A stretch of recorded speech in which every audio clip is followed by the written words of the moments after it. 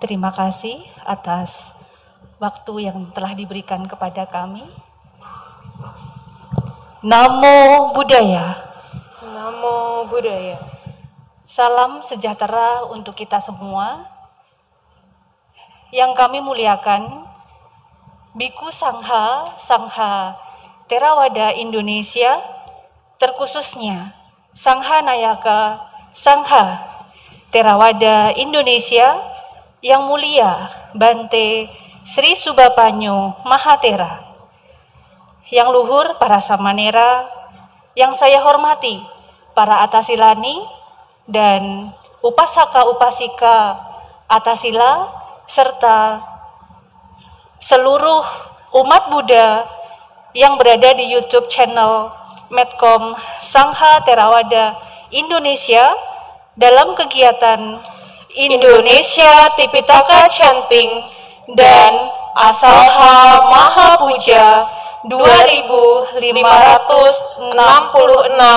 Tahun Buddhis tahun 2022. Sungguh berbahagia kita dapat berkumpul pada malam hari ini, baik secara langsung, tatap muka, atau secara daring melalui saluran YouTube Medcom Sangha Theravada Indonesia. 2 tahun lamanya kita tidak dapat mengadakan Indonesia Tipitaka Chanting secara tatap muka karena pandemi COVID-19. Kini di tahun 2022 kita boleh berbahagia karena kembali kita dapat menyelenggarakan kegiatan yang penuh kebajikan ini meskipun masih dalam jumlah yang terbatas. Pada malam hari ini kita akan mendengarkan Dhamma Sakaca yang akan mengulas sutta dalam Yamaka Wagga, khususnya Cula Sacaka Sutta dan Maha Sacaka Sutta. Narasumber kita pada malam hari ini adalah Yang Mulia Bante Santa Cito. Berikut profil singkat beliau. Beliau menerima upasampada penuh pada tanggal 11 Januari tahun 2015 di Padepokan Dhamadipa Arama, Kota Batu, Malang, Jawa Timur. Pendidikan terakhir beliau, Strata 3, Universitas Kelania, Sri Lanka. Beliau sebelumnya pernah berkontribusi sebagai dosen di Universitas Kelania, Sri Lanka pada tahun 2008 sampai 2012. Selain itu, beliau juga pernah menjadi dosen di Lembaga Pendidikan Sangha Theravada Indonesia di Wihara Mendut, serta Kaprodi Sekolah Tinggi Agama Buddha Kertarajasa pada tahun 2014 hingga tahun 2019. Sejak tahun 2019 hingga saat ini, beliau menjabat sebagai Ketua Sekolah Tinggi Agama Buddha Kertarajasa. Demikian profil dari narasumber kita pada malam hari ini. Kami mengundang kepada Yang Mulia Bante Santa Cito untuk menyampaikan Dhamma Sakaca pada malam hari ini.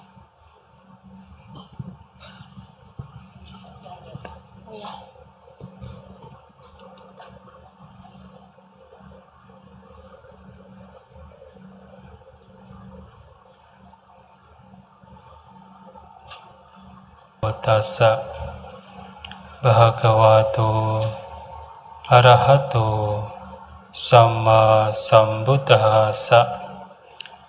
Namo tassa Bhagavato Arahato Samma Sambuddhassa.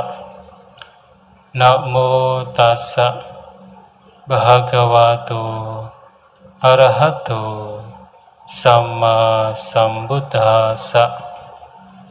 Kalena Dhamma Sakaca Etam Manggalamutamang. Membahas Dhamma pada saat yang sesuai, itulah berkah utama. Sangga yang termuliakan, terkhusus Bante Dhammasupo Mahatera yang saya muliakan, kepada para bante dan juga wuso yang saya hormati, para samanera, atas silani, Bapak Ibu, Saudara-saudari sekalian, selamat malam semuanya, terpujilah Sang Buddha, Namo Buddhaya. Ya, malam hari ini sesuai dengan apa yang telah menjadi jadwal, kita akan 2 jam ke depan membahas terutama adalah suta-suta yang tadi beberapa, sebagian besar sudah dibaca, yang kita semua tahu bahwa pada ITC tahun 2022 ini yang merupakan Indonesia Tipitaka Chanting ke-6, kita semua membahas dan juga menguncarkan 10 suta yang bisa kita peroleh dari Majjhima Nikaya, terkhusus adalah Yamaka Wagga. Kenapa Wagga ini disebut sebagai Yamaka? Juga karena sesuatu yang menarik. Karena di suta-suta ini, terutama di 10 suta ini, suta-sutanya itu berpasangan, maka disebut sebagai Yamaka. Yamaka artinya berpasangan. Jadi ada Cula Gosingga Sutta, pasangannya adalah Maha Gosingga Sutta. Cula Gopalaka Sutta, pasangannya adalah Maha Gopalaka Sutta. Yang tadi telah kita bersama-sama mengulangnya. Dan juga adalah Maha Saccaka Sutta yang memiliki pasangan Cula Saccaka Sutta. Ada pula Maha Tanha Sangkaya Sutta, pasangannya adalah Cula Tanha Sangkaya Sutta. Dan 2 terakhir adalah Cula Asapura Sutta dan Maha Asapura Sutta.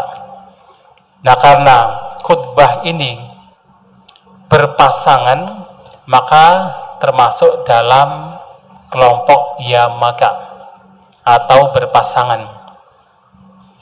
Tetapi walaupun berpasangan, bukan berarti konten atau isi dari suta-suta ini sama. Mengapa ada beberapa suta yang namanya ini mirip? Seperti misalnya Cula Gosingga Sutta dengan Maha Gosingga Sutta. Disebabkan karena khotbah ini terdapat atau diberikan oleh Sang Buddha di tempat yang sama. Cula Gosingga Sutta dikhotbahkan oleh Sang Buddha berisikan dialog. Ya. Terima kasih.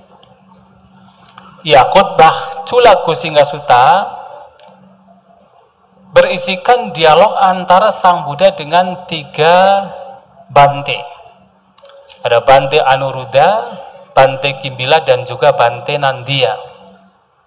Tetapi kemudian dalam Maha Gosingga Sutta, walaupun tempatnya sama, tetapi isinya berbeda.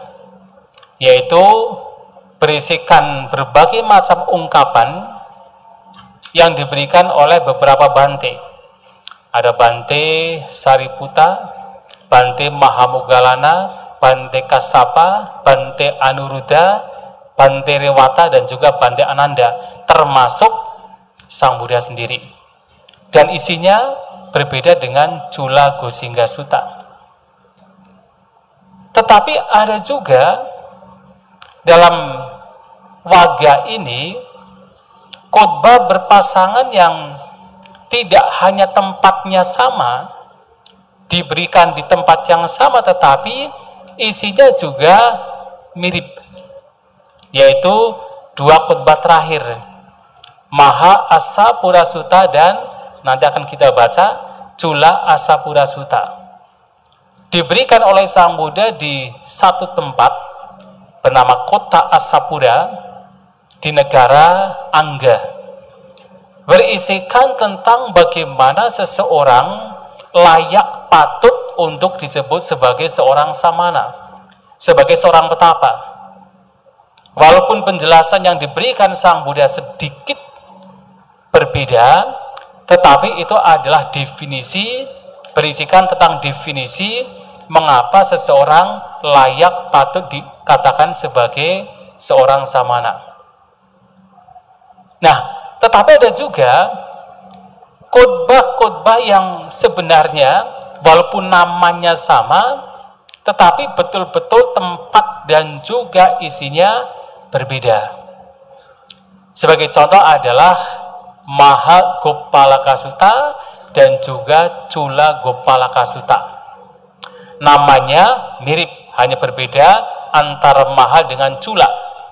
Jadi Maha itu artinya besar, Cula itu artinya kecil. Nah, kenapa dikatakan demikian atau khotbah ini disebut sebagai Gopalaka? Karena di situ ada analogi seorang Gopalaka. Gopalaka adalah seorang penggembala sapi. Tetapi isinya berbeda. Dalam Mahagopalaka Sutta berisikan tentang 11 kualitas yang harus dimiliki oleh seorang biku. Ketika memiliki 11 kualitas ini, maka seorang biku akan tumbuh berkembang di dalam Dhamma.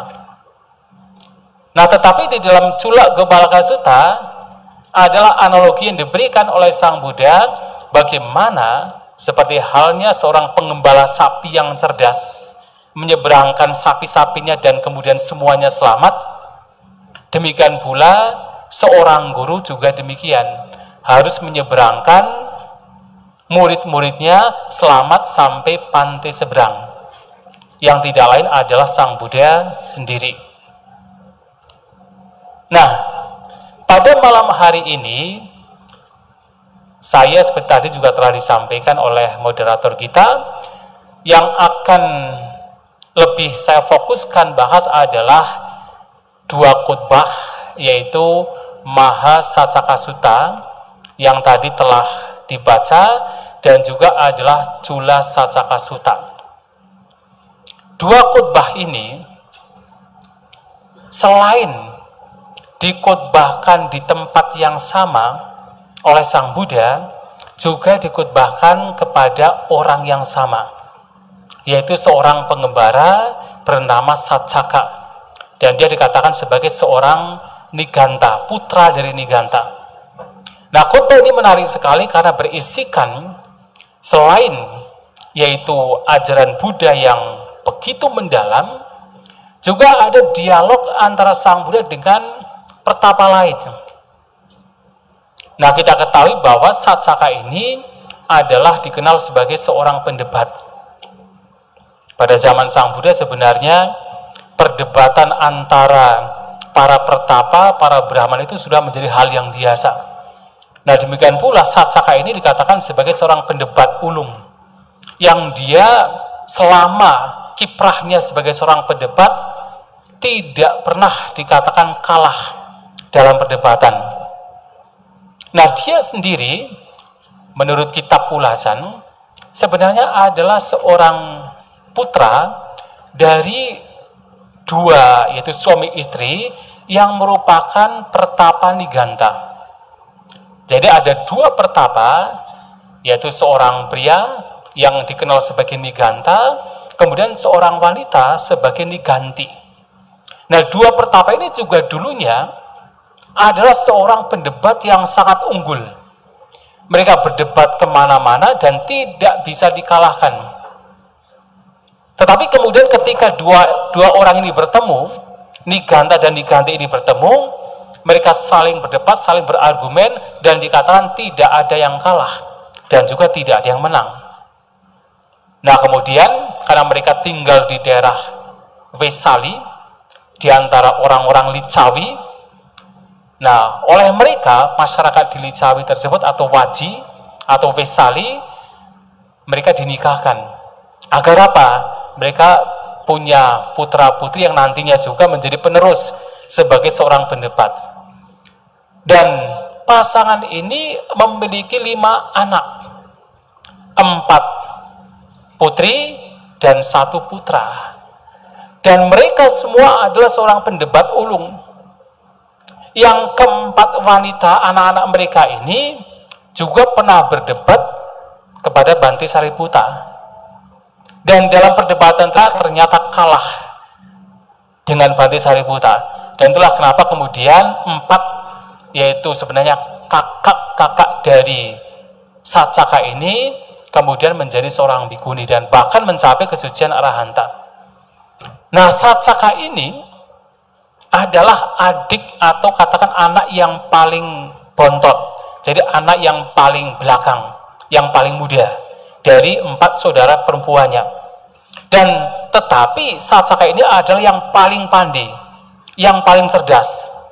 Karena dia tidak hanya belajar bagaimana berdebat menggunakan berbagai macam argumen dari kedua orang tuanya, tetapi juga belajar dari banyak pendebat lainnya, banyak guru lainnya. Maka dia adalah yang paling cerdas. Dan karena dia merupakan anak dari seorang Niganta dan Niganti, maka disebut sebagai Saccaka Niganta Puta. Jadi Saccaka putra dari Niganta.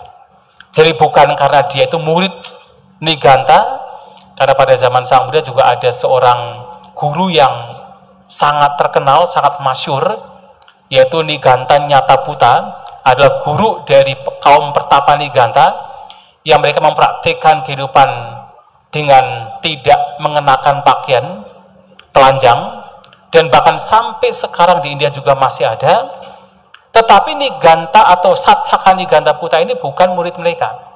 Hanya karena orang tuanya dulu adalah seorang Niganta dan juga Niganti ibunya, maka dia disebut sebagai Saccaka Niganta Puta. Seperti Bante Sariputa, karena beliau adalah putra dari seorang perempuan bernama Sari, maka disebut Sariputa. Demikian pula Saccaka, karena adalah putra dari Niganta, maka disebut Saccaka Niganta Puta. Nah, Saccaka ini adalah seorang pendebat yang sangat unggul, sampai dia sesumbar.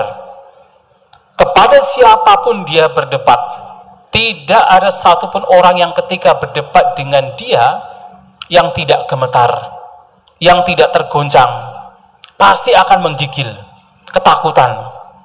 Bahkan sampai sesumbar, kalaupun seandainya dia berdebat dengan satu tiang yang mati, yang tidak bernyawa, tiang itu pun juga akan bergetar, akan gemetar, akan menggigil, sesumbar demikian.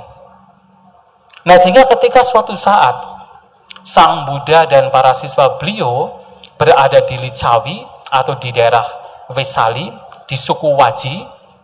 Mungkin kalau Bapak Ibu pernah ke India, pasti melewati Vesali, yang sekarang disebut Vaisali. Nah, ketika Sang Buddha dan para siswa beliau berada di Vaisali, nah bertemulah Saccaka Niganta Puta ini dengan salah satu murid Sang Buddha, yaitu Bante Assaji. Kemudian ada sedikit percakapan, dan Saccaka ini bertanya kepada Bante Assaji, "Wahai Bante, bagaimana guru Anda, yaitu Sang Buddha Gautama, mendisiplinkan para siswanya?"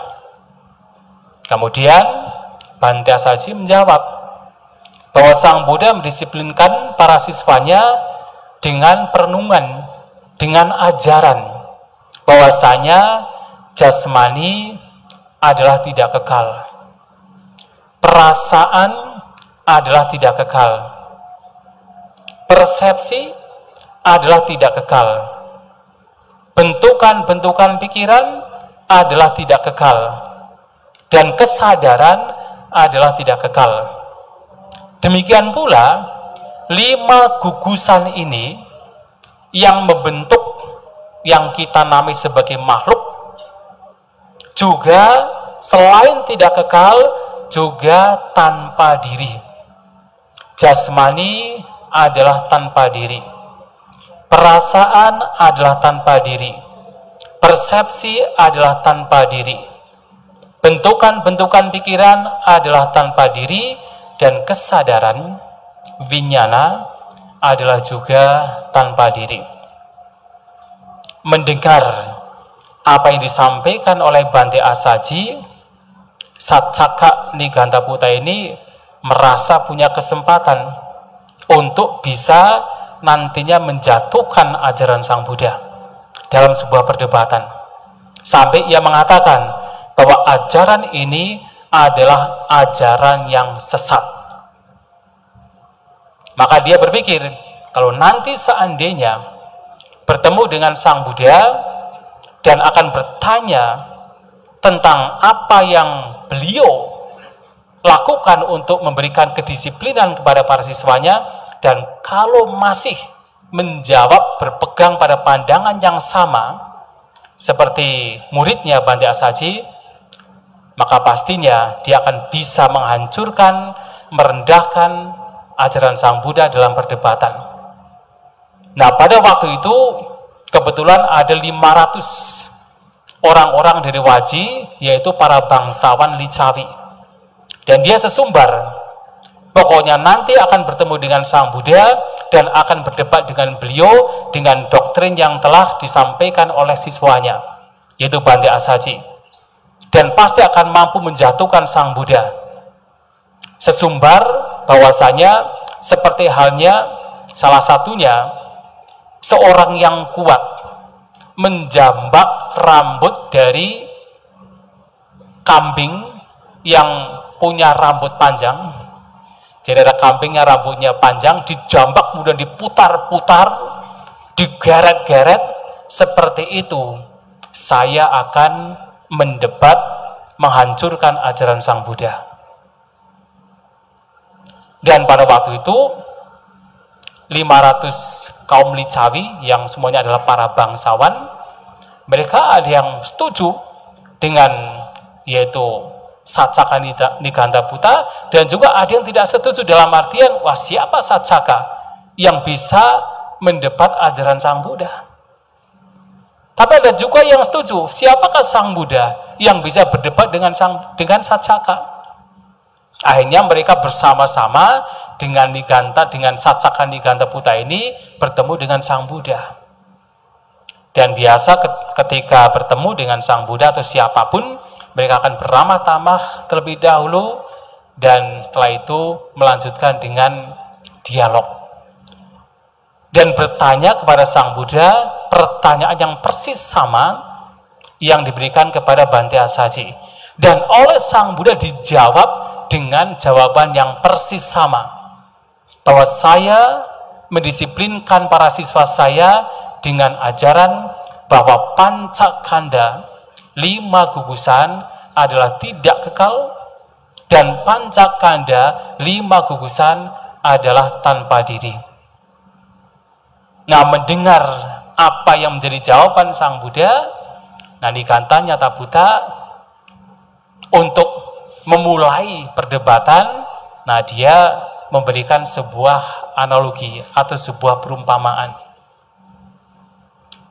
Diumpamakan seperti halnya semua bibijian, semua tumbuhan bisa tumbuh berkembang itu karena tergantung pada tanah, dan juga semua aktivitas yang dilakukan seseorang itu semua bisa dilakukan karena tergantung pada tanah. Demikian pula jasmani sebagai diri, dan karena jasmani sebagai diri, maka seseorang bisa melakukan perbuatan baik maupun perbuatan buruk. Dan juga perasaan adalah diri, dan karena perasaan sebagai diri, maka seseorang bisa melakukan kebajikan maupun melakukan kejahatan. Demikian pula persepsi, bentuk-bentuk pikiran, dan juga kesadaran dianggap sebagai diri, dan hanya karena itu adalah diri, maka seseorang bisa melakukan berbagai macam kebajikan maupun keburukan. Nah, jadi Saccaka ini beranggapan bahwa 5 gugusan ini, masing-masing dari gugusan ini adalah sebagai diri. berbeda dari apa yang diajarkan oleh Sang Buddha, bahwa 5 gugusan adalah bukan diri. Nah, lantas Sang Buddha untuk menegaskan apa yang disampaikan oleh Sang Saka kemudian bertanya, berarti Anda memiliki sebuah asumsi bahwa jasmani adalah diri Anda. Jasmani adalah milik Anda. Perasaan adalah milik Anda. Persepsi, bentukan-bentukan pikiran, dan juga kesadaran adalah milik Anda sebagai diri. Iya, Bante. Saya beranggapan, saya berasumsi bahwa jasmani, perasaan, persepsi, bentukan-bentukan pikiran, dan juga kesadaran adalah diri saya, milik saya. Lantas Sang Buddha mengajukan sebuah pertanyaan yang sebenarnya adalah pertanyaan yang menjebak. Beliau bertanya, apakah seorang raja yang agung yang dengan kekuasaannya bisa mengusir, bisa menghukum orang-orang yang patut diusir, orang-orang yang patut dihukum, orang-orang yang patut dieksekusi? Oh iya, semua raja yang agung, termasuk Sacaka ini menunjuk yaitu 2 raja besar pada waktu itu, yaitu Raja Ajatasattu dan juga Raja Pasenadikusala, bahwa semua raja yang agung termasuk Raja Ajatasattu, Raja Pasenadikusala, dengan kekuasaannya dia bisa untuk mengeksekusi, untuk menghukum, untuk mengusir orang-orang yang layak patut untuk dihukum. Mereka punya kekuasaan. Jangankan mereka, bahkan ini para bangsawan Licawi juga punya kekuasaan demikian. Dengan aturan mereka, mereka bisa mengusir, menghukum, mengeksekusi orang-orang yang patut dihukum, orang-orang yang patut diusir. Nah, ini sebenarnya pertanyaan menjebak, karena awalnya seperti Sang Buddha ini seperti setuju bahwa kita itu punya kuasa, seseorang punya kuasa untuk bagaimana menghukum orang lain, seperti raja yang punya kuasa. Lantas Sang Buddha kemudian melanjutkan pertanyaan, tetapi ketika Anda menyatakan bahwa jasmani adalah milik Anda, jasmani adalah diri Anda, tetapi apakah Anda bisa mengatur jasmani Anda untuk tidak seperti ini, hanya seperti itu? Apakah bisa? Betul-betul bisa diatur? Dan dia tidak berani menjawab, karena dia tahu kalau dijawab sesuai dengan fakta, dia kalah dalam perdebatan. Sang Buddha bertanya lagi, apakah Anda bisa mengatur ketika Anda mengatakan bahwa jasmani Anda itu adalah milik Anda, diri Anda bisa mengatur bahwa jasmani Anda harus begini, tidak boleh begitu? Tidak pula dia menjawab. Nah, biasanya kalau ada seseorang yang ditanya oleh Sang Buddha sampai 3 kali tidak dijawab, nah ini ceritanya, nanti akan ada seorang dewa dengan senjata seperti halilintar siap untuk membelah kepala orang tersebut. Nah, ketika itu terjadi sudah 2 kali, nah dewa ini datang. Jadi seperti disebut sebagai Wajirapani. Wajira itu dari kata wajra, seperti yaitu senjata halilintar. Nah, dengan cahayanya, dengan nyala apinya, siap untuk membelah kepala Sacaka ini. Sang Buddha menyampaikan, kalau 3 kali tidak dijawab, maka ini Wajirapani ini, hati-hati, kepala Anda akan terbelah. Pada waktu itu Sacaka melihat ada ini dewa Wajirapada ini sudah siap-siap untuk membelah kepalanya. Kalau 3 kali ditanya oleh Sang Buddha, tidak dijawab. Bayangkan, ketakutan dia. Dan yang hanya melihat hanya Sang Buddha dengan Saccaka, yang lain tidak bisa melihat. Hanya dua orang ini yang bisa melihat. Nah, barulah kemudian karena ketakutan, gelisah, ya kemudian dia menjawab. Dan tentu menjawab sesuai dengan fakta, bahwasanya tidak bisa mengatur jasmaninya untuk seperti ini atau seperti itu, atau untuk tidak seperti ini, tidak seperti itu. Tidak bisa diatur. Tidak bisa diatur kalau jasmani kita yang tumbuh kemudian tidak boleh mengalami ketuaan. Tidak bisa. Maunya kita muda terus misalnya, tetapi apakah kita bisa mempertahankan kemudaan kita? Tidak bisa. Tidak bisa kita atur. Maunya kita tetap sehat, tidak mau sakit, tetapi apakah kita bisa mempertahankan jasmani kita untuk tetap sehat? Tidak bisa. Sakit juga pasti akan datang pada kita. Bahkan jasmani kita itu dari ujung kaki sampai ujung kepala itu adalah sarang penyakit, tumbukan dari berbagai macam luka. Sakit pasti akan datang, akan muncul pada siapapun. Tidak bisa kita atur. Walaupun kita merasa kita punya kuasa, seakan-akan ini adalah jasmaniku, ini adalah diriku, tetapi kita tidak bisa mengatur. Nah, demikian pula Saccaka melihat demikian, walaupun awalnya dia mempertahankan argumennya agar tidak kalah, tetapi dia mengakui bahwa jasmani tidak bisa diatur. Nah, mendengar jawaban Saccaka bahwa tidak bisa diatur, nah Sang Buddha kesempatan, hati-hati Saccaka, jawaban kamu itu bertolak belakang dengan asumsi kamu yang pertama.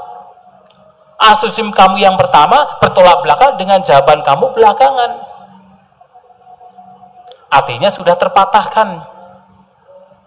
Nah, demikian pula kemudian Sang Buddha melanjutkan bertanya tentang perasaan.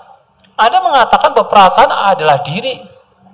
Perasaan adalah milik Anda, tetapi apakah Anda bisa mengatur? Perasaannya harus seperti ini, tidak boleh seperti itu. Tidak bisa, Bante. Dan memang tidak bisa, kita tidak bisa mengatur perasaan kita sesuai dengan keinginan kita. Maunya kita ingin bahagia, tetapi apakah selamanya kita bisa bahagia? Tidak bisa. Perasaan tidak menyenangkan, perasaan yang netral, itu akan datang pada kita. Demikian pula adalah persepsi. Apakah persepsi yang kadangkala kita menganggap ini adalah milikku, persepsiku, diriku, itu bisa kita atur? Nah, dijawab demikian, Saccaka juga menjawab tidak bisa, Bante. Dan memang kita tidak bisa mengatur persepsi kita. Kita tidak bisa mengatur yaitu gambaran batin yang kita miliki. Karena setiap indera kita berubah, dalam konteks setiap pengalaman indera kita berubah, persepsi juga akan mengalami perubahan. Tidak bisa kita atur. Dan demikian pula adalah sangkara, bentukan-bentukan pikiran. Juga tidak bisa kita atur, walaupun kita merasa kita punya kuasa. Tetapi kita tidak bisa mengatur sepenuhnya. Buktinya adalah ketika bermeditasi. Kepinginnya adalah ketika bermeditasi, maunya cepat-cepat mendapatkan konsentrasi. Kita maunya konsentrasi, maunya mendapatkan kedamaian, maunya pikiran kita tidak mengembara ke sana kemari. Tetapi apakah bisa demikian? Ternyata konsentrasi kadangkala diperoleh, kadangkala tidak kita peroleh. Pikiran yang maunya kita adalah fokus dengan apa yang kita inginkan, tetapi juga mengalami pengembaraan. Tidak bisa kita atur 100%. Dan apalagi adalah kesadaran. Kita tidak bisa mengatur kesadaran kita, harus satu kesadaran saja. Kita memiliki 6 kesadaran. Ada kesadaran mata, melihat bentuk dengan mata, di situ adalah kesadaran mata muncul, pengetahuan tentang pengalaman melihat itu muncul. Ketika mendengar suara dengan telinga, ada kesadaran telinga, pengetahuan tentang pengalaman mendengar itu muncul. Demikian pula ketika membaui bebauan, ada kesadaran hidung. Ketika merasakan rasa melalui lidah, ada kesadaran lidah. Demikian pula ketika kita sadar dengan jasmani, karena sentuhan, ada kesadaran jasmani. Apakah kita bisa dalam hidup kita hanya bisa mempertahankan satu kesadaran, hanya melihat saja? Apakah bisa? Tidak bisa. Kalaupun kita melihat ada suara, sebenarnya kesadaran kita sudah beralih menjadi kesadaran telinga. Ada bebauan yang kemudian tercium, kesadaran kita juga beralih menjadi kesadaran hidung. Tidak bisa kita pertahankan. Nah, karena tidak bisa kita pertahankan karena berubah, itulah kenapa kemudian kesadaran pun juga tidak bisa kita anggap sebagai diri, sebagai milik. Nah, kemudian Sang Buddha melanjutkan pertanyaan kepada Saccaka Niganthabuddha untuk mempertegas apa yang disampaikan oleh Saccaka dan mempertegas ajaran Sang Buddha. Apakah jasmani ini kekal atau tidak kekal? Karena Saccaka punya pikiran, kalau jasmani ini adalah diri, berarti jasmani harus kekal. Sang Buddha menyatakan bahwa jasmani adalah tidak kekal, jasmani adalah tanpa diri. Tetapi Saccaka berpikir jasmani itu adalah diri. Nah, apakah jasmani ini kekal atau tidak kekal? Tidak kekal, Bante. Apakah yang tidak kekal ini memberikan kebahagiaan atau penderitaan? Penderitaan, Bante.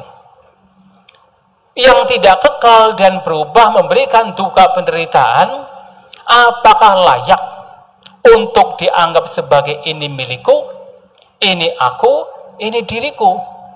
Tidak layak, Bante. Nah, sekarang Saccaka tidak bisa mempertahankan lagi argumen yang dia miliki. Yang tadinya menganggap bahwa pancakanda 5 gugusan ini adalah sebagai diri, sekarang tidak bisa. Dan melihat bahwa 5 gugusan ini tidak layak, tidak patut untuk dianggap sebagai ini milikku, ini aku, ini diriku. Etang mama, eso hamasmi, eso me ata. Tidak bisa. Nah, Sang Buddha mentegaskan lagi, kalau seseorang masih bersandar, berpegang, melekat kepada penderitaan, apakah orang demikian akan terbebas dari penderitaan? Mengapa Sang Buddha mengatakan demikian? Artinya adalah, kalau seseorang punya anggapan bahwa 5 gugusan ini adalah kekal, 5 gugusan ini adalah milik, adalah diri, adalah aku, orang demikian sama saja sebagai orang yang memegang, melekat kepada penderitaan. Dan kalau seseorang melekat memegang pada penderitaan, apakah orang demikian bisa terbebas secara total dari penderitaan? Tidak bisa. Maka sutta ini, khotbah ini sebenarnya menegaskan kepada kita semua bahwa 5 gugusan yang kita pada umumnya berkecenderungan sebagai milik, sebagai diri, sesungguhnya adalah bukan sebagai milik, adalah bukan sebagai diri, adalah bukan sebagai aku. Tidak ada self, tidak ada diri. Yang ada hanya sekedar 5 gugusan. Tetapi kecenderungan demikian memang sudah sangat kuat mengakar pada setiap makhluk. Dan ini yang juga terus membawa kita terus menyeret kita untuk berada dalam cengkraman tumimba lahir. Dan ini kecenderungan seperti ini. Kecenderungan bahwa ini milikku, ini aku, ini diriku. Yang dalam kitab Ulasan dijelaskan, diterangkan dengan sangat jelas bahwa 3 kecenderungan ini merupakan manifestasi dari tanha, mana, didik. Ketika kita berpikiran, ini milikku, apakah jasmani sebagai milik, atau perasaan sebagai milik, atau persepsi sebagai milik, bentuk-bentuk pikiran sebagai milik, atau kesadaran sebagai milik, ini milikku, di situ adalah tanha. Di situ adalah kegandrungan, di situ adalah nafsu keinginan. Dan itu adalah kotoran batin yang membawa kepada persepsi anggapan bahwa ada aku. Coba kalau kita bicara, ini milikku, milikku, milikku, maka ada aku di sini. Dan ketika ada kecenderungan bahwa ada aku di sini, juga akan ada aku di luar sini. Dan itu adalah tanha yang membawa kepada kecenderungan bahwa ada aku sebagai diri. Dan yang kedua adalah eso hamasmi, ini aku. Nah, ini milikku, ini aku. Ini mengacu kepada yang disebut sebagai mana. Mana adalah pembandingan dari akar kata man, to measure, atau untuk mengukur, untuk membandingkan. Membanding-bandingkan. Jadi tidak hanya sekedar kesombongan. Karena biasanya mana diterjemahkan sebagai conceit atau kesombongan. Tapi sebenarnya adalah pembandingan. Mengapa? Karena mana di sini adalah membandingkan, ada 3 jenis pembandingan. Aku lebih tinggi dari yang lain. Apakah dalam kekayaan misalnya, aku lebih kaya dari yang lain, aku lebih pandai dari yang lain, aku lebih baik dari yang lain, aku lebih religius dari yang lain. Ketika ada kecenderungan bahwa aku lebih dari yang lain, itu adalah pembandingan, dan di situ ada persepsi anggapan bahwa ada sang aku, ada Atta. Itu yang disebut sebagai kesombongan. Tetapi pembandingan yang kedua adalah pembandingan aku lebih rendah dari yang lain, aku lebih buruk dari yang lain, aku lebih, katakan, tidak cerdas dari yang lain. Nah, seperti itu membuat seseorang menjadi pesimis, menjadi down. Dan itu sendiri juga bagian dari mana. Dan itu adalah kotoran batin. Itu adalah anggapan, kecenderungan bahwa ada aku. Dan kalau sudah ada kecenderungan demikian, berbagai macam kotoran batin, berbagai macam konflik, bahkan pertengkaran, tidak hanya pertengkaran batin, pertengkaran kita dengan orang lain, itu akan terjadi. Ketika merasa aku lebih rendah, iri hati, cemburu terhadap yang dilihat sebagai lebih tinggi. Ketika merasa lebih tinggi dari yang lain, kemudian menjadi sombong, melihat orang lain sebagai lebih rendah, lebih tidak baik, lebih buruk, adalah kotoran batin. Bahkan ketika pembandingan yang ketiga muncul, yaitu aku sejajar dengan yang lain, itu juga kotoran batin. Itu juga anggapan bahwa ada aku, ada self, ada diri. Walaupun sebenarnya anggapan-anggapan seperti ini di masyarakat itu sesuatu yang wajar, sesuatu yang biasa. Tetapi dalam Dhamma, dalam ajaran Buddha, ini adalah sesuatu yang sebenarnya menjadi sumber kenapa setiap makhluk tidak terbebaskan. Padahal di masyarakat wajar sekali anggapan saya lebih tinggi atau saya lebih rendah, apalagi saya sejajar, itu sangat wajar. Tetapi dalam dhamma ini adalah kotoran batin, dan ini membawa kepada seseorang untuk dicengkram dalam tumimba lahir. Dan ketika ada anggapan saya sejajar, walaupun seakan-akan itu netral, tetapi ada aku di sini. Yang kalau suatu saat kemudian yang kita anggap sebagai sejajar ternyata dilihat, oh dia lebih tinggi dari saya, menjadi tidak suka. Oh dia lebih rendah dari saya, kemudian oh merasa saya lebih baik, menjadi sombong. Kotoran batin lagi. Nah itulah kemudian Sang Buddha dalam khotbah ini, Cula Sacaka Sutta, nah Sang Buddha menganjurkan kepada para siswa beliau, kepada kita semua, untuk melatih batin kita. Melihat pancakanda, melihat 5 gugusan, atau kalau kita sulit untuk memahami 5 gugusan, setidaknya adalah melihat batin dan dasmani kita sebagai netang mama, ne sohamasmi, nak me soata.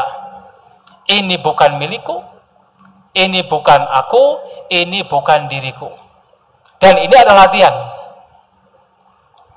Tapi walaupun ini adalah sebagai hal yang penting untuk kita latih, bukan berarti di dalam kehidupan sehari-hari kita tidak menggunakan istilah-istilah seperti misalnya saya, aku, engkau, mereka, milik. Misalnya kita tidak menggunakan istilah ini rumahku, ini uangku, ini kekayaanku, ini istriku, ini suamiku. Ya tidak demikian juga. Karena dalam ajaran Buddha, kebenaran itu ada 2, yaitu sammuti saca dan paramata saca. Kebenaran konvensional, kebenaran yang menjadi kesepakatan dari masyarakat tertentu, yang di situ juga harus dipahami, harus digunakan, seperti rumah yang dibangun oleh Bapak Ibu kemudian dikatakan sebagai rumahku, atau kekayaan yang Anda kumpulkan kemudian dikatakan sebagai kekayaanku, itu masih digunakan.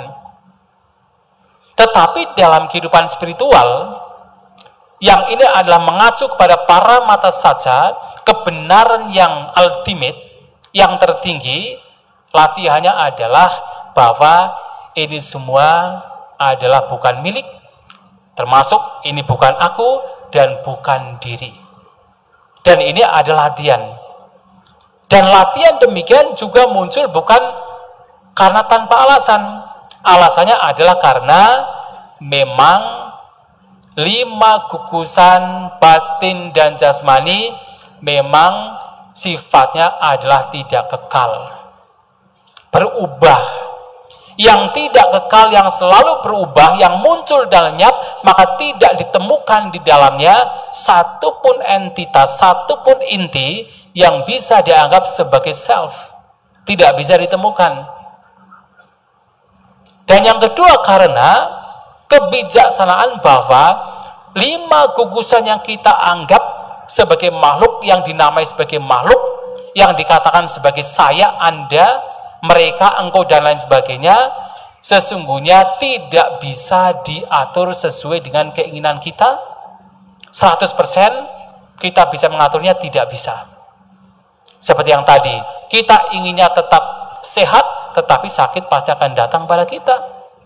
Inginnya tetap muda, ketuaan pasti datang kepada kita. Tidak bisa kita atur. Bahkan kebijaksanaan lain, kita lihat bahwasanya kenapa 5 gugusan ini tidak layak, tidak patut dianggap sebagai ini milikku, ini aku, ini diriku. Karena sesungguhnya 5 gugusan ini muncul karena berbagai macam unsur. Makhluk yang kita anggap sebagai ya makhluk, ya, ini muncul karena berbagai macam unsur, yaitu 5 gugusan. Dan 5 gugusan juga muncul dari berbagai macam unsur. Tidak hanya satu. Jasmani kita terdiri dari 4 unsur. Ada unsur tanah, unsur api, unsur air, unsur udara. yang tidak bisa dipisahkan. Perasaan kita pun juga berubah-ubah dari berbagai macam perasaan yang itu muncul karena berbagai macam kondisi. Ketika kondisinya sudah tidak ada, perasaan yang baru, perasaan yang lama lenyap, yang baru kemudian muncul. Dan banyak sekali berbagai macam perasaan. Nah, demikian pula persepsi, sangkara, bentukan-bentukan pikiran, kesadaran juga sama. Dan karena semuanya muncul karena berbagai macam unsur, berbagai macam hal, tidak bisa berdiri sendiri, dan kesemuanya juga sifatnya tidak kekal. Bagaimana kita bisa menemukan ada entitas, ada inti di dalam apa yang kita anggap sebagai makhluk? Tidak ada. Maka ketika umat Buddha ditanya, apakah praktik ajaran Buddha ini adalah untuk melenyapkan aku, untuk melenyapkan keberadaan self atau diri? Tentu tidak demikian. Tujuannya bukan untuk melenyapkan aku, bukan untuk melenyapkan self. Bagaimana untuk melenyapkan self kalau self tidak ada, kalau aku tidak ada, kalau diri tidak ada? Tetapi yang harus dilenyapkan adalah kecenderungan, anggapan, notion, vipalasa, anggapan yang error itu yang harus dilenyapkan. Self tidak ada, hakikatnya tidak ada, tetapi anggapan bahwa ada self itu yang harus dilenyapkan. Nah, ini berkenaan dengan mana yang kedua. Nah, yang ketiga, tadi ada etang mama, eso amasmi, eso me ata, diri self. Nah, ini kalau kita melihat kecenderungan keberadaan self ini, bahwa ini diriku dan ini adalah pandangan. Jadi kalau yang pertama adalah tanha, yang kedua adalah mana, yang ketiga adalah didik pandangan. Wah, itu banyak sekali pandangan berkenaan dengan keberadaan adanya self.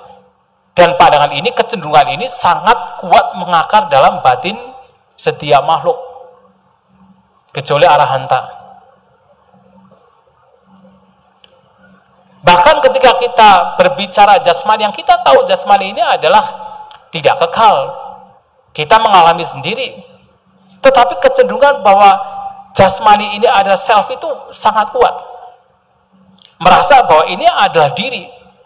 Maka begitu misalnya ada orang lain yang mungkin memukul kita, melukai kita, kita marah, kita tidak suka. Karena apa? Ada anggapan yang begitu kuat mengakar bahwa ini adalah diri, ini adalah makhluk. Dan bahkan tidak hanya ketika kita ini melihat yaitu diri kita, atau melihat orang lain dengan wajah yang berbeda-beda, bahkan ketika melihat misalnya video, ya ada film misalnya, ada gambar-gambar manusia, dan itu adalah gambar, itu sebenarnya gambar semata. Tetapi pada saat melihat gambar seperti itu saja, sudah ada anggapan yang begitu kuat bahwa itu adalah diri, itu adalah self, begitu kuatnya. Makanya karena melihat demikian, kalau seseorang melihat, yaitu menonton drama misalnya, ketika aktornya menangis, kadang-kadang ikut menangis. Ketika ada marah-marah, ikut marah-marah. Kenapa? Karena melihatnya sebagai self, sebagai diri. Padahal itu hanya gambar. Begitu kuatnya. Dan ini tidak hanya jasmani. Ketika melihat perasaan, persepsi, bentukan-bentukan pikiran, dan juga kesadaran, juga persis demikian. Ada anggapan yang begitu kuat bahwa ada self.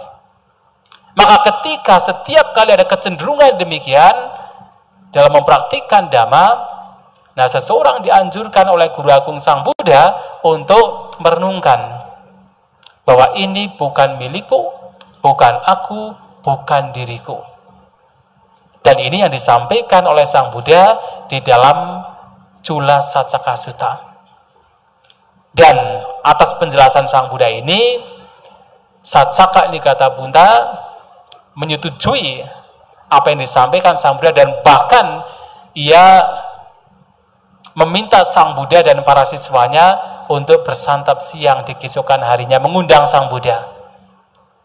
Tetapi walaupun Sacaka ini sudah dalam perdebatan kalah dengan Sang Buddha, bahkan dipermalukan oleh salah satu dari orang Licawi bernama Dumuka, dipermalukan oleh dia, sampai Dumuka mengatakan bahwa Sacaka ini seperti seekor kepiting yang dikeluarkan oleh anak-anak dari kolam, kemudian sesampainya di daratan, setiap kali kaki dari kepiting tersebut itu menjulur, dipatahkan, dihancurkan, sehingga kemudian seluruh kakinya tidak bisa kembali, kepiting itu tidak bisa kembali ke kolam. Demikian pula seluruh argumen Sacaka ini dipatahkan oleh Sang Buddha, dan dia tidak berani untuk mendekat Sang Buddha lagi, sampai dipermalukan demikian. Tetapi Sacaka ini tidak kapok. Di hari berikutnya dia datang kepada Sang Buddha, tetapi sendirian, dan juga untuk berdebat dengan Sang Buddha, karena dia berpikir bahwa sebelumnya ketika datang dengan 500 orang Licawi, ternyata dalam perdebatan dia kalah, dia merasa malu. Nah sekarang dia datang sendirian untuk berdebat lagi dengan Sang Buddha. Tetapi dia berpikir, kenapa harus datang sendirian? Karena kalaupun nanti dalam perdebatan, seandainya saya menang dalam perdebatan, nanti saya akan mengatakan kepada orang-orang bahwa saya telah menang dalam perdebatan. Tapi kalaupun saya kalah dalam perdebatan, toh tidak ada orang yang melihat, dia akan malu. Nah, dia datang kepada Sang Buddha. Nah, dengan topik yang berbeda, yang mana dia menyampaikan bahwasanya ada para pertapa dan brahmana dalam khotbah Maha Sacaka Sutta, yang barangkali akan saya sampaikan tidak panjang ya, singkat karena waktunya mungkin juga sudah berapa menit? Sudah? Tinggal berapa menit? 5 menit? 15 menit ya, baik. Nah, Sacaka ini bertanya, atau kata mengungkapkan sebuah ungkapan, bahwa kebanyakan para pertapa dan brahmana pada zaman itu hanya memperhatikan salah satu dari dua pengembangan, yaitu kalau tidak mengembangkan jasmani, orang demikian mengembangkan pikiran, kaya bawana, cita bawana, atau kalau tidak mengembangkan pikiran, orang demikian hanya mengembangkan jasmani. Dan biasanya orang-orang yang hanya mengembangkan jasmaninya atau kaya bawana, ada waktu di mana orang demikian kakinya menjadi kaku, hatinya atau jantungnya pecah, kemudian dia muntah darah, dan karena sakit jasmani menguasai pikirannya menjadi, katakan menjadi gila. Nah, kenapa dia menjadi gila? Karena dia hanya mengembangkan jasmani, tidak mengembangkan pikiran. Jadi artinya ketika jasmani sakit, pikirannya menjadi lebih sakit. Tetapi kemudian ada juga para pertapa dan brahmana yang dia itu hanya mengembangkan pikirannya saja. Dan suatu kali ketika pikirannya itu mengalami peristiwa atau pengalaman yang tidak menyenangkan, juga mempengaruhi jasmani. Jasmaninya menjadi kaku, atau katakan kakinya menjadi kaku, jantungnya pecah, kemudian keluar darah, dan dia pun menjadi gila juga. Dan kenapa demikian? Karena dia hanya mengembangkan pikirannya, maka pikirannya menguasai jasmani. Nah, setelah menyampaikan demikian, dia kemudian berpikiran, mengatakan bahwa Sang Buddha dan para siswanya seperti orang yang hanya mengembangkan pikirannya saja, tidak mengembangkan jasmani. Nah, sebenarnya apa yang disampaikan oleh Sacaka ini sama, katakan mempunyai makna bahwasanya bahwa para siswa Sang Buddha ini kalau tidak hati-hati, kalau hanya mengembangkan pikiran saja, dia menjadi gila nanti. ketika mengalami peristiwa yang tidak menyenangkan, pikirannya mengalami pengalaman tidak menyenangkan, selain jasmaninya ini yang tidak dikembangkan itu menjadi sakit, pikirannya juga menjadi gila. Dengan kata lain ingin mengatakan demikian. Tetapi kemudian Sang Buddha mengatakan, lantas apa yang Anda katakan, Anda maksud sebagai orang yang mengembangkan jasmani dan mengembangkan pikiran? Nah, dia mengatakan orang-orang yang mengembangkan jasmani itu sendiri adalah orang-orang yang mempraktikkan penyiksaan diri. Jadi pada zaman Sang Buddha banyak pertapa yang mempraktikkan praktik penyiksaan diri. Termasuk yang tadi adalah Niganta Nyataputa, mempraktikkan penyiksaan diri. Ada juga seorang pertapa Makali Gusala yang juga disampaikan dalam khutbah ini, adalah seorang guru pada zaman Sang Buddha yang memang juga terkenal. Mereka mempraktikkan penyiksaan diri. Mereka hidup telanjang, mereka makan makanannya dikurangi, dan mereka punya banyak peraturan. Sebagai contoh adalah ketika mencari makanan, melihat ada seorang yang atau melewati seseorang yang sedang hamil, dia tidak mau menerima makanan. Dan banyak hal lain lagi yang dia tidak kemudian mempraktikkan, padanya dia mempraktikkan penyiksaan diri. Nah, Sang Buddha mengatakan bahwa tetapi dalam pengembangan jasmani, dalam Dhamma Vinaya, dalam ajaran Sang Buddha tidak demikian. Ada melihat bahwa pengembangan jasmani ini adalah ketika orang mempraktikkan penyiksaan diri. Tetapi dalam Dhamma Vinaya, praktik mengembangkan jasmani tidak demikian.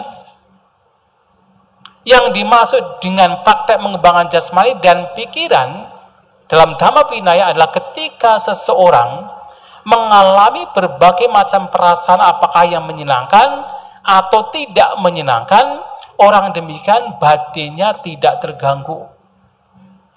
Ketika seseorang mengalami perasaan yang tidak menyenangkan, dia tidak kemudian menjadi kecewa, tidak kemudian menjadi sedih, dan dia tidak kemudian menjadi sampai memukul-mukul dirinya, dan batinnya tidak demikian. Mengapa orang bisa demikian? Karena dia mengembangkan batinnya, citta bawana.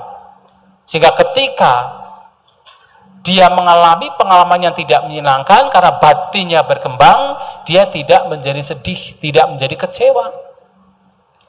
Dan demikian pula ketika mengalami perasaan yang menyenangkan, dia pun juga tidak kemudian menjadi seperti menjadi keserakahannya bertambah, keinginannya bertambah, kemudian dia terlena di situ.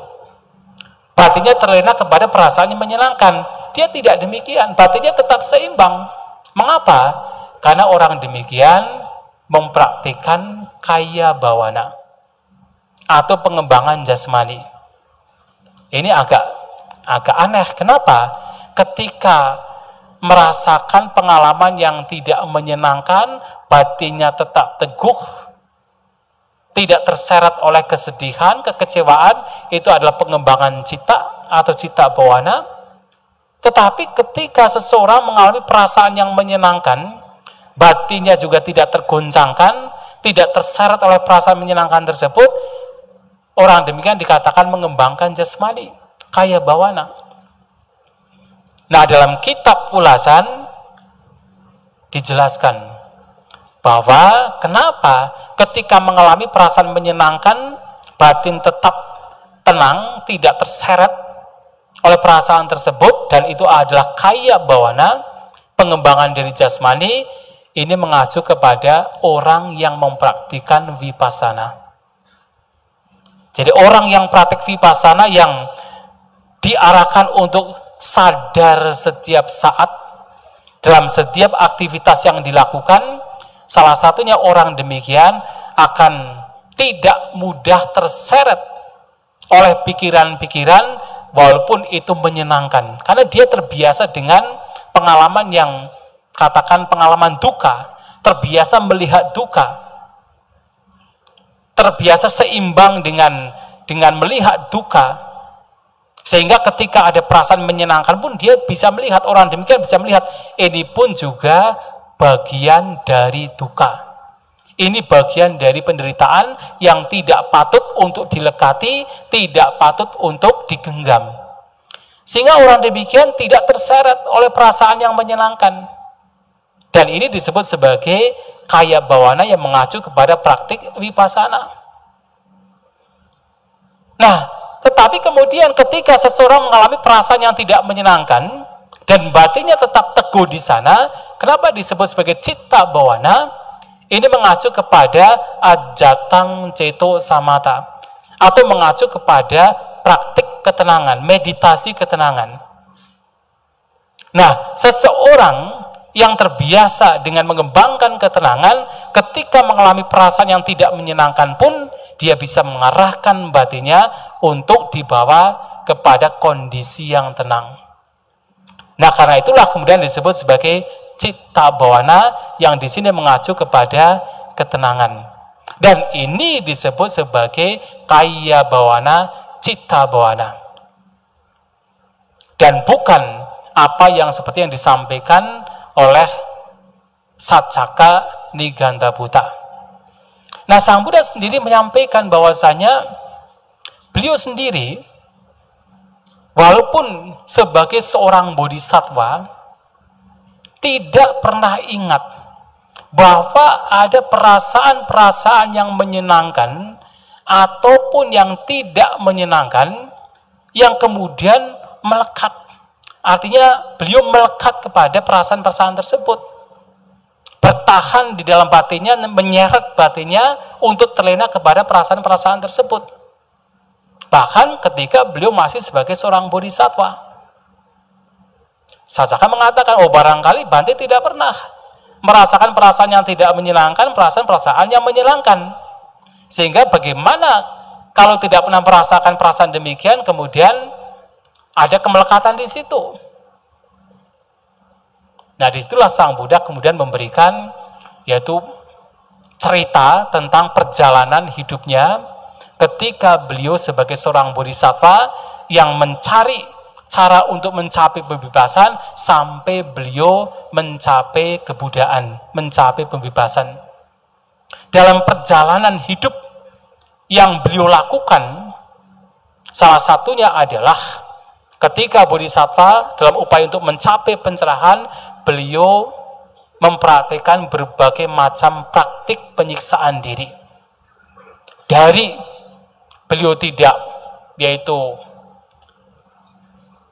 bernafas, jadi betul-betul tidak bernafas, tidak membiarkan nafasnya keluar, dengan berbagai macam cara, sampai beliau juga mengurangi sedikit demi sedikit makanannya, sampai satu hari hanya satu, yaitu satu sedikit makanan, sampai badannya menjadi kurus kering.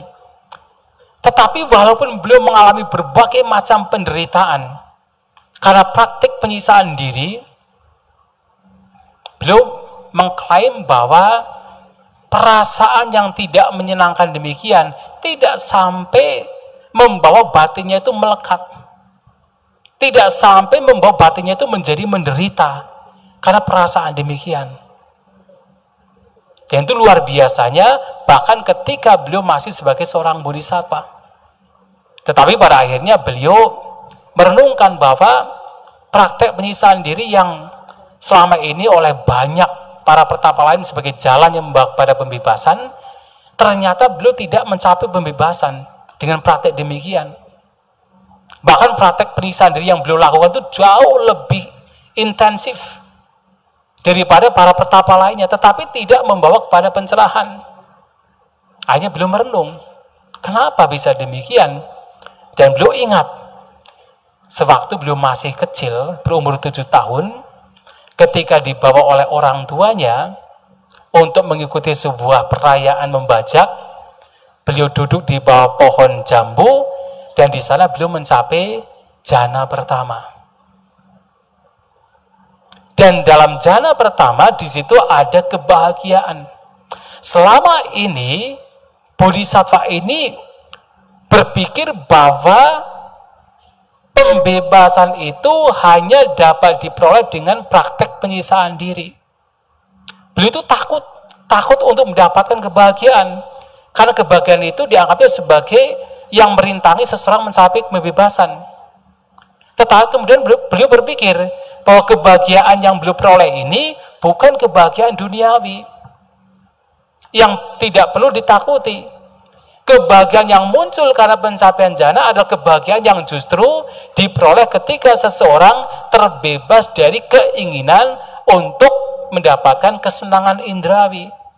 Ini kebahagiaan yang tidak perlu ditakuti. Lantas beliau berpikir, apakah ini jalan untuk mencapai pembebasan, jalan untuk mencapai pencerahan? Itulah kemudian beliau sebagai bodhisattva yang pada waktu itu kurus kering, kemudian mulai memakan makanan yang cukup untuk mengembalikan fisiknya. Karena beliau berpikir bahwa sangat sulit dengan kondisi fisik beliau yang begitu kurus kering, bisa kembali mendapatkan pencapaian jana. Itu sangat sulit. Maka beliau mulai untuk makan makanan lagi secara cukup. Dan itulah kemudian beliau mempraktikkan meditasi, walaupun tidak disebutkan di dalam Mahasacaka Sutta, tetapi dikatakan dalam yaitu teks Pali lainnya, bahwa beliau menggunakan anapanasati sebagai objek meditasi yang kemudian membawa kepada pencapaian jana.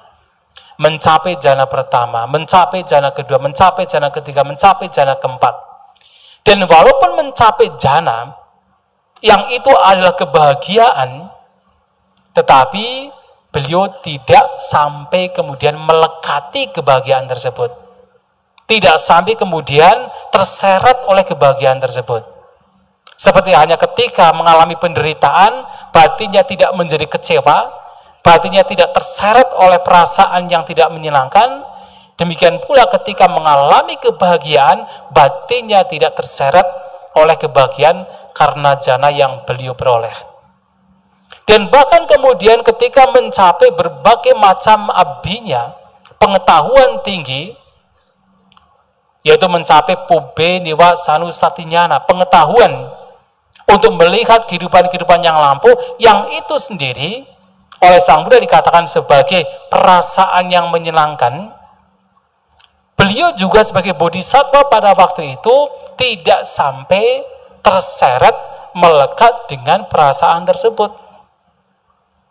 Dan ketika kemudian beliau mencapai diba cakunyana, yang dengan pengetahuan diba caku ini atau mata dewa, seseorang bisa melihat, beliau bisa melihat bagaimana makhluk-makhluk lahir mati sesuai dengan karmanya masing-masing, dan itu adalah kebahagiaan.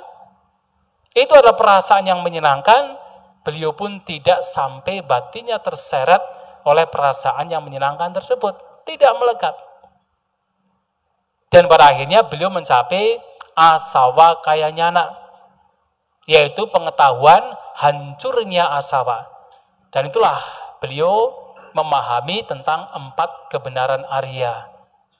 Cattari Arya Sacani yang membawa kepada pencapaian kebudayaan.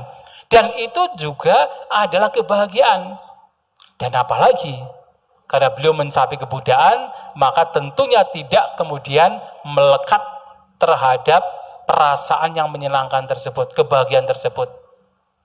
Dan itulah juga menjadi satu latihan bagi kita semua dalam praktek dhamma untuk menjaga batin kita agar tetap seimbang.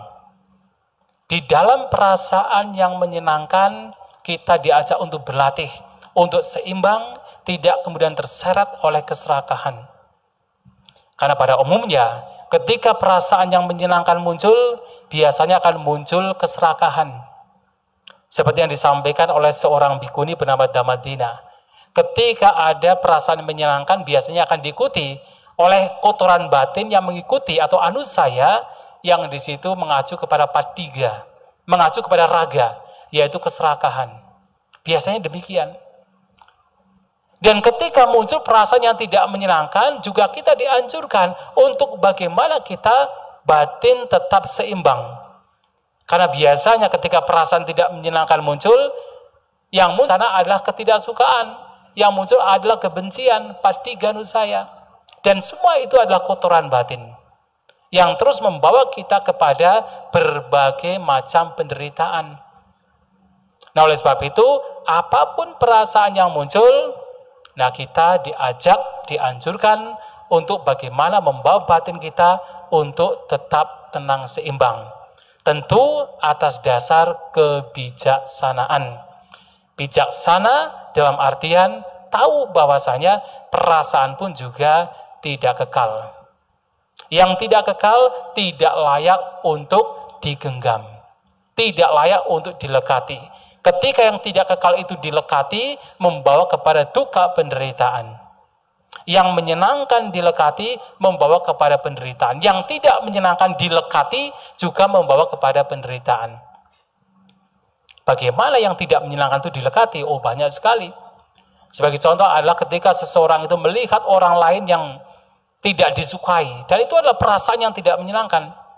Tetapi kenapa ada seseorang yang kemudian tidak suka dengan orang lain bisa berlanjut sampai berminggu-minggu, berbulan-bulan, bertahun-tahun?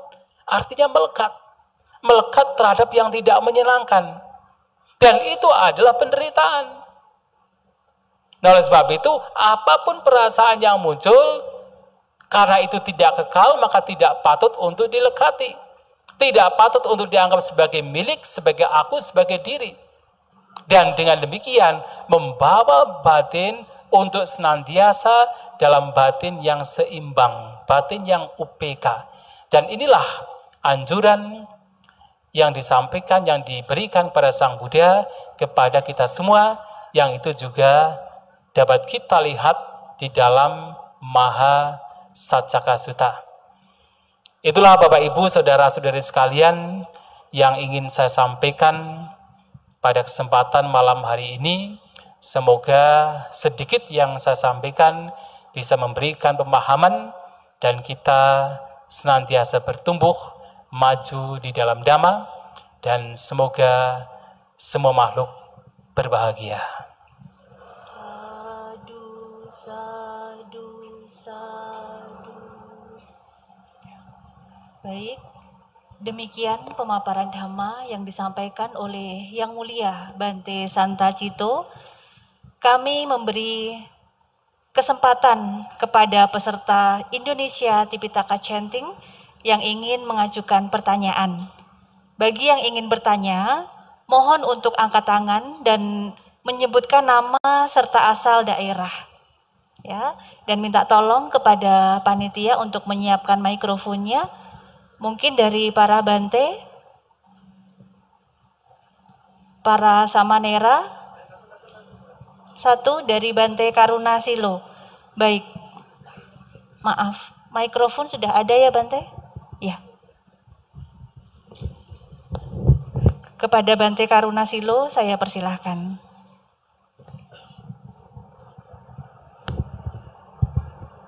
Cek. Ya, terima kasih atas waktu yang diberikan. Izin bertanya Bante. Nah, berkenan tentang isi dari Cula Saccaka Sutta. Nah, di mana Saccaka putra Niganta sempat membuat pernyataan berkenan tentang bentuk materi adalah diriku, perasaan adalah diriku, persepsi adalah diriku, bentuk-bentukan adalah diriku, kesadaran adalah diriku. Nah, ternyata Sang Buddha akhirnya memberikan uraian berkenan tentang apa yang menjadi statement dari Saccaka itu mengenai hal berhati-hatilah bagaimana engkau menjawab. Nah, perihal tentang bentuk materi, perasaan, persepsi, bentuk-bentuk pikiran dan kesadaran. Nah, yang menjadi pertanyaan saya yang pertama Bante, tatkala kita latihan dalam bermeditasi, lantas yang mengalami transformasi ini apa Bante? Yang pertama, jika kita ya mengalami transformasi yang awalnya ya tidak baik menjadi baik, begitu Bante. Ya, yang pada akhirnya mengalami tahapan-tahapan itu Bante, pencapaian. Ini bagian yang mana? Dari misalnya apakah dari bagian batin itu Bante? Itu yang pertama. Lalu yang kedua, ada sebuah bagian filsafat dari stoisme. Nah, itu membahas tentang dikotomi kendali. Nah, dikotomi kendali ini kan berkenan menyadari apa yang bisa kita kendalikan, mana yang tidak bisa kita kendalikan. Nah, jikalau memang seperti halnya perasaan ini bukan diriku, lantas persepsi bukan diriku. Nah, lalu bagaimana pendapat di dalam Dhamma berkenan dengan dikotomi kendali, Bante? Karena pentingnya dikotomi kendali dalam kehidupan sehari-hari, kita bisa memahami jikalau orang berkata apa tentang diri kita itu kan di luar kendali kita. Nah, yang bisa kita kendalikan sebenarnya perasaan kita. Jika kita mengizinkan mereka kata-kata itu masuk dalam diri kita, ya kita menderita sendiri. Nah, tapi jika kita sendiri mampu mengontrol perasaan, kesadaran, jadi kan sebenarnya kita tidak menderita, Bante. Nah, itu Bante, bagaimana yang pertama intinya ia mengalami transformasi dari latihan-latihan yang kita jalankan. Lalu yang kedua berkenan dengan dikotomi kendali. Jika kalau merujuk dari Cula Sacaka Sutta ini, Bante. Terima kasih. Ya, kepada Bante. Iya, baik, terima kasih Abu So untuk pertanyaannya. Walaupun sebenarnya ada yang namanya transformasi dari pikiran kita karena latihan dalam hal ini adalah praktik Dhamma, tetapi lagi-lagi di situ yang ada hanya sekedar 5 gugusan. Karena apa? Karena tidak ada sesuatu yang berada di luar dari 5 gugusan. Kalau kita berbicara tentang yang kita sebut sebagai makhluk, itu tidak ada yang keluar dari 5 gugusan. Semua hal itu masuk dalam kategori 5 gugusan. Dan tentu transformasi diri itu ada. Diri dalam artinya tanda petik ya, itu sebagai kesepakatan. Itu ada. Karena apa? Kita pun juga muncul atau katakan apapun fenomena yang kita alami itu muncul karena berbagai macam sebab. Inilah yang disebut sebagai padicca samuppada. Kita muncul dari berbagai macam sebab. Ketika sebab-sebabnya itu ada, maka akan muncul akibat. Ketika sebab-sebabnya tidak ada, maka yang akibat seharusnya muncul itu tidak ada. Nah, di sini adalah kenapa ada semacam transformasi dari yang buruk menjadi baik. Karena apa? Karena sebab-sebab yang baik itu ada, maka dampaknya juga menjadi baik. Karena kita melatih dalam konteks misalnya Buddhis, kita melatih jalan mulia berinsur 8, yang artinya dulu kita belum memiliki pandangan benar, pandangan kita masih salah, maka segala perbuatan kita pun juga menjadi salah. Tetapi kemudian ada faktor-faktor yang mendukung kita untuk memiliki pandangan yang benar. Kita bertemu dengan ajaran Sang Buddha, kita mempelajari ajaran Sang Buddha, kita punya pandangan benar, maka segala bentuk perbuatan kita pun juga menjadi benar. Ada transformasi pikiran, bahkan transformasi dari tindakan. Karena apa? Padicca samuppada. Sebabnya ada tentu akan memunculkan dampak. Sebabnya tidak ada, maka dampak tidak ada. Sebabnya baik muncul, yang baik muncul. Sebabnya yang buruk ada, yang buruk juga muncul. Nah, sehingga perubahan demikian itu wajar sekali terjadi. Dan apapun itu, apapun perubahan yang muncul, itu tidak keluar dari pancakanda. Tidak keluar dari 5 gugusan. Makanya seperti misalnya, kalau kita bicara tentang 5 gugusan, yang kita korelasikan dengan yaitu Abhidhamma. Jadi kalau 5 gugusan ini kan mengacu kepada rupa, cita, dan cetasika. Jadi rupa adalah rupa khanda, gugusan yang pertama. Kemudian yang cetasika adalah 3 gugusan, vedana, sanya, dan sangkara. Kemudian cita adalah gugusan vinyana, kesadaran. Nah, sangkara atau di sini adalah cetasika, atau cetasika itu adalah 3. Nah, ada 52 sangkara, 52 cetasika maksudnya. Yang 2 adalah vedana dan sanya, sedangkan yang 50 adalah sangkara. Dan sangkara ini tidak hanya yang buruk-buruk saja, tetapi juga yang baik-baik juga. Jadi kebijaksanaan juga bagian dari cetasika, bagian dari sangkara. Cinta kasih juga bagian dari sangkara. Termasuk pengendalian diri, pengendalian katakan pikiran, ucapan kita, ada kendali, itu juga sangkara. Nah, sehingga di sini apapun yang baik sekalipun itu juga masuk bagian dari pancakanda, tidak keluar dari pancakanda. Tetapi walaupun ada di situ baik dan buruk dan itu adalah pancakanda, di situ lagi-lagi tidak ditemukan entitas atau sesuatu inti yang kekal, tidak ditemukan. Itulah kenapa Sang Buddha menyampaikan bahwa tidak ada self. Karena apa? Tidak ditemukan apakah itu baik ataukah itu buruk, tidak ditemukan adanya self. Nah, kemudian yang kedua, yang pertama jelas ya. Yang kedua adalah mengenai pengendalian diri. Yang tadi menggunakan istilah dikotomi kendali. Saya tidak tahu dikotomi artinya itu adalah pembedaan dikotomi. Jadi intinya adalah bahwa ada kekuatan untuk mengendalikan diri. Itu yang dimaksud. Memang sekali lagi bahwasanya dalam batasan-batasan tertentu kita punya kendali. Kalau kita tidak punya kekuatan, tidak punya wirya, tidak punya effort, bagaimana kita bisa mengubah kehidupan kita? Kita punya kendali. Bahkan Sang Buddha ketika katakan menyikapi pandangan dari seorang guru pada waktu itu, pada zaman Sang Buddha, yang bernama adalah kalau tidak salah Makali Gosala, yang mengatakan bahwa tidak ada yang namanya usaha, tidak ada yang namanya semangat, tidak ada yang namanya kekuatan manusia. Sang Buddha mengatakan bahwa pandangan demikian itu tidak benar. Ada yang namanya kekuatan manusia, ada yang namanya usaha manusia. Karena dengan kekuatan, dengan usaha, seseorang bisa terbebaskan. Itu adalah pandangan Sang Buddha. Nah, di sini kalau kita bicara kendali dalam batasan tertentu, tentu kita punya kendali dalam batasan tertentu. Kita punya kendali untuk bisa mengubah kehidupan kita. Bayangkan kalau kita tidak bisa mengubah kehidupan kita, tidak mungkin kita bisa terbebaskan. Kan begitu? Tidak mungkin kita bisa mencapai nibbana kalau tidak punya kekuatan untuk mengubah hidup kita, mengubah pikiran kita. Tetapi lagi-lagi 100% kita itu punya kendali terhadap 5 gugusan juga tidak bisa. Bahkan seorang arahanta sekalipun tidak bisa.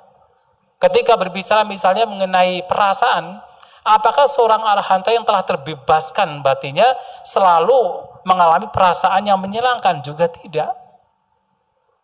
Perasaan tidak menyenangkan juga muncul, termasuk misalnya ketika Sang Buddha misalnya, ketika itu salah satu siswanya Devadatta menggulungkan batu, kemudian serpihan batunya itu mengenai kaki Sang Buddha, ada juga perasaan tidak menyenangkan yang disebabkan oleh jasmani yang kena percikan batu. Nah, dalam hal ini tidak bisa 100% mengendalikan.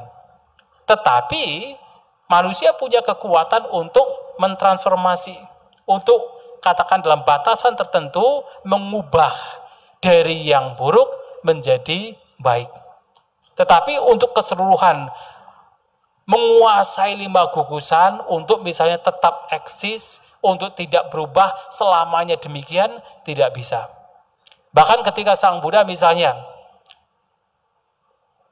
pada saat beliau tidak lama mencapai pencerahan sebagai wujud respect, hormat kepada pohon bodhi, itu memandang pohon bodhi selama 1 minggu, itu pun hanya 1 minggu.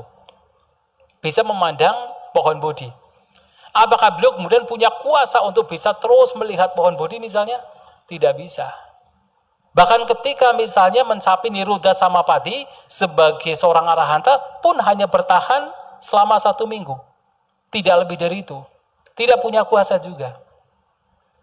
Tetapi kemudian memang ya Sang Buddha, para arahanta mengendalikan batinnya, mengarahkan batinnya untuk bisa terbebaskan dari kotoran batin. Dan justru bebasnya batin dari kotoran batin juga atas dasar pemahaman, atas dasar realisasian bahwasanya sesungguhnya tidak ada aku, tidak ada sang aku. Justru selama kita itu menganggap bahwa ada sang aku, seseorang tidak akan bisa terbebaskan. Jadi bentuk dari seseorang ini dalam konteks ajaran Buddha, bentuk dari kita itu bisa mentransformasi batin kita justru atas pemahaman bahwa tidak ada sang pengendali. Artinya sang aku tidak ada yang betul-betul bisa mengontrol 5 gugusan sesuai dengan keinginannya. Justru adalah pemahaman demikian. Ya, begitu ya. Ya, terima kasih Bante atas jawabannya. Baik. Ya, terima kasih Bante. Masih ada waktu. Kami memberikan kesempatan kepada para upasaka-upasika Atasila atau mungkin Atasilani untuk mengajukan pertanyaan. Ada yang mengangkat tangan? Mohon minta tolong diberikan mikrofon dari panitia. Ya, yang di sebelah kanan saya. Panitia minta tolong untuk diberikan mikrofonnya. Baik, sudah dalam perjalanan mikrofonnya. Selamat malam. Ya, silahkan. Saya Evi dari Tegal. Kalau tidak ada diri, jadi siapa yang mencapai pencerahan, Bante? Terima kasih. Iya. Ini juga pertanyaan yang ditanyakan sejak zaman Sang Buddha. Bahkan ditanya juga, kalau tidak ada diri kemudian siapa yang berbuat dan juga siapa yang mengalami buah perbuatan. Termasuk di sini adalah siapa yang mencapai pencerahan.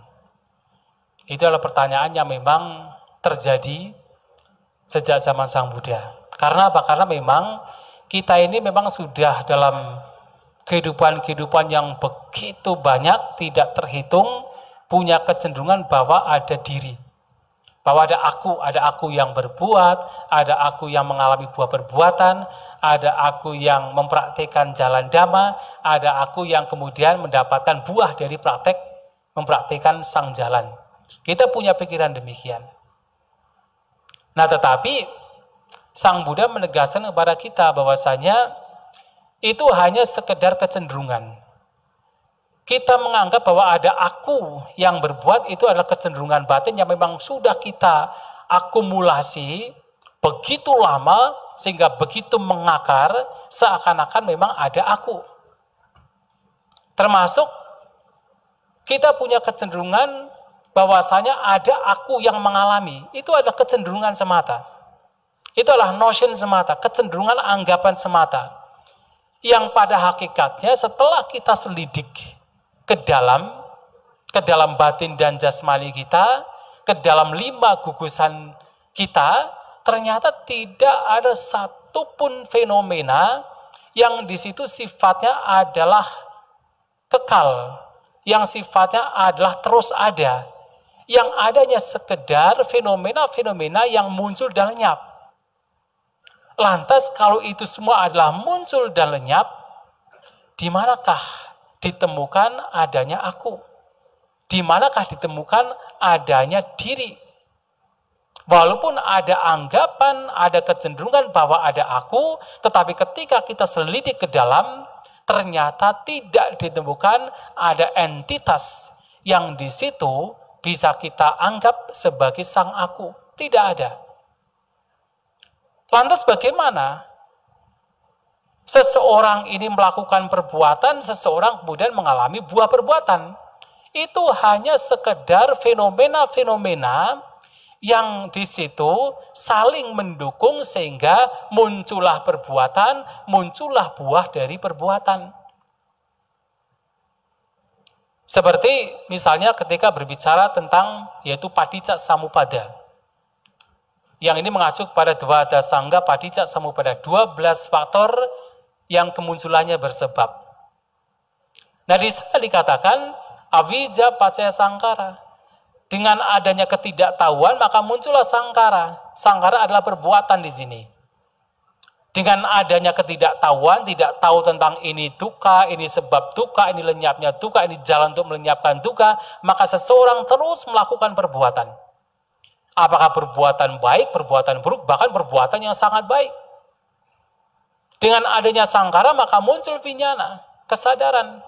Dengan berbagai macam perbuatan yang dilakukan, nah di sana muncul vinyana. Dengan adanya vinyana, kesadaran, maka muncul batin dan jasmani. Terus demikian. Yang mana sampai pada kemunculan berbagai macam duka penderitaan. Di situ ada perbuatan, ada buah dari perbuatan, yaitu mengalami kelahiran kembali. Tetapi setelah kita lihat, kita selidik satu persatu, ada tidak entitas di awija? Tidak ada. Ada tidak sebuah entitas di sangkaranya atau di perbuatannya? Juga tidak ada. Ada tidak entitas yang bisa kita temukan di dalam vinyana kesadaran? Juga tidak ada. Tidak ditemukan adanya entitas, adanya diri di berbagai faktor ini. Tetapi karena faktornya ini saling mendukung, maka muncullah perbuatan. Muncul juga adalah hasil dari perbuatan. Dan itulah yang terjadi. Termasuk adalah mengenai jalan dan yang mencapai pembebasan. Juga sama. Karena berbagai macam faktor. Berbagai macam faktor yang kemudian ada praktek dari sang jalan. Ada makhluknya, yang itu adalah gugusan, 5 gugusan. Dan juga di dalamnya ada kualitas-kualitas yang membawa kepada praktek dari jalan mulia berunsur 8, tetapi satu persatu. Dari setiap unsurnya tidak ditemukan ada sang aku. Yang ada hanya sekedar gugusan-gugusan ini saling menyokong, saling mendukung, sehingga muncullah yaitu praktek dari sang jalan. Yang salah satunya tadi adalah gugusan dari sangkara, yang tidak lain adalah panya, kebijaksanaan. Ini bagian dari yaitu jalan mulia berunsur 8 yang termanifestasi ke dalam yaitu sangkara cetasika. Tetapi apakah kemudian ada entitas di dalam cetasika tersebut? Juga tidak. Dan ketika seseorang mencapai pembebasan, juga tidak ada aku yang mencapai pembebasan. Tidak ada sang aku, tidak ada self, tidak ada diri. Justru kalau selama ada diri, selama ada self yang betul-betul ada notion, ada kecenderungan bahwa ada aku, ya tidak akan pernah mencapai pembebasan. Justru karena merealisasi bahwasanya tidak ada self, tidak ada diri, pembebasan bisa terjadi. Maka ada sang jalan, tetapi tidak ada makhluk entitas yang sedang menapaki sang jalan. Ada pembebasan, tetapi tidak ada makhluk, tidak ada entitas yang mencapai pembebasan. Ada pembebasan, ada jalan, ada pembebasan, tetapi tidak ada makhluk yang menapaki sang jalan, tidak ada makhluk yang di situ mencapai pembebasan. Nah, ini disampaikan oleh Acarya Buddhaghosa, Bante Buddhaghosa dalam Visuddhimagga. Ya, mudah-mudahan ini bisa dipahami. Ya.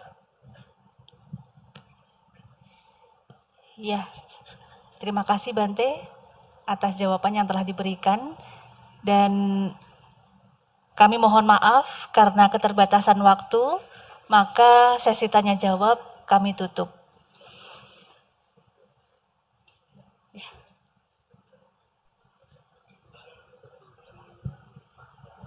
Sebagai penutup, kami mohon kepada Bante untuk berkenan memberikan closing statement sebagai akhir dari Dhammasakaca sesi malam ini. Terima kasih Bante. Ya, apa yang telah disampaikan oleh Sang Buddha di dalam khotbah-khotbah yang kita uncarkan, yang terutama yang kita bahas pada malam hari ini, yaitu Maha Saccaka Sutta dan Jula Saccaka Sutta, memberikan satu anjuran, satu nasihat kepada kita semua, bahwasanya kita sebagai umat Buddha untuk mempraktikkan ajaran beliau yang dalam hal ini adalah praktik untuk senantiasa melihat bahwasanya yang kita anggap sebagai makhluk adalah sesungguhnya hanya sekedar gabungan dari 5 gugusan, gabungan dari rupa, vedana, sanya, sangkara, dan juga vinyana. Yang mana 5 gugusan ini ternyata adalah gugusan yang senantiasa mengalami kemunculan dan juga pelenyapan yang tidak bisa dipertahankan, tidak kekal, yang ketika itu dilekati membawa kepada duka, membawa kepada penderitaan. Dan di dalamnya tidak ditemukan adanya entitas. Dan itulah juga yang harus kita renungkan dalam kehidupan kita untuk senantiasa membawa batin kita untuk melihat bahwa 5 gugusan yang kita anggap sebagai milik sesungguhnya adalah bukan milik, yang kita anggap sebagai aku sesungguhnya adalah bukan aku, yang kita lihat sebagai self, sebagai diri sesungguhnya juga bukan sebagai diri, yang adanya sekedar 5 gugusan yang selalu muncul dan lenyap, yang tidak kekal, yang bisa membawa kepada duka, membawa kepada penderitaan. Itulah yang ingin saya sampaikan pada kesempatan malam hari ini. Semoga bisa memberikan pemahaman kepada kita semua. Semoga kita maju dalam dhamma, sabe sata bhavantu sukhitata. Semoga semua makhluk berbahagia. Sadu, sadu, sadu.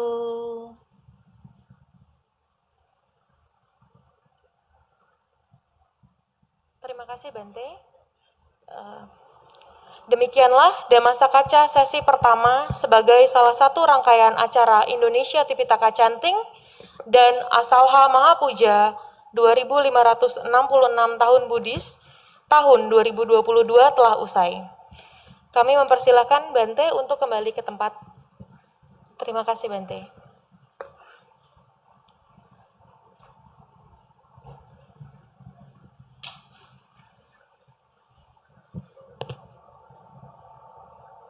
Sekali lagi kami ucapkan terima kasih kepada Yang Mulia Bante Santa Cito atas pemaparan dhamma yang telah disampaikan kepada kami.